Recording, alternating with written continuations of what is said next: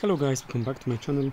In today's video I've got a comparison of a catalyst browse and GyroFlow, and the reason I'm making this video is because it's a catalyst browse, it's for PC, and the GyroFlow I used right here is for mobile, and I was using it on an Android phone, and that's the one thing I was missing when using catalyst browse. When I was using catalyst browse, I had to always put a vid to a computer. I had to then render it and go it back to a phone because I'm using mostly mobile for my content creation.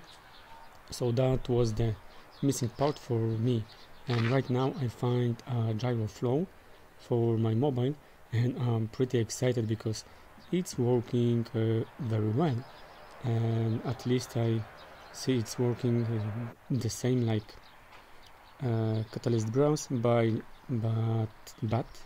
now I can use it on my mobile phone, so I don't have to do an additional work. So guys, I think it's a very good thing for us, that if you are using also especially a mobile phone for your content creation, that you don't have to I can skip right now this huge thing that I have to work on a computer also.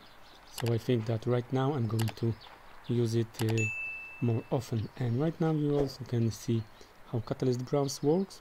It was 10% crop right here, and in a GyroFlow it was also about maybe 13-14% of crop of the image. So I cropped a little bit more accidentally, but I think it doesn't matter, at least because it's working the same, and it's working very good, and at least it's in general also has no problem to render this file and save it in a 4K. So guys, I highly recommend that GyroFlow for mobile phone. I use it on Android, and I think it's a very well made tool for you.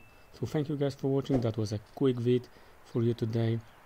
I hope that you like, subscribe and comment below. See ya. Thank you.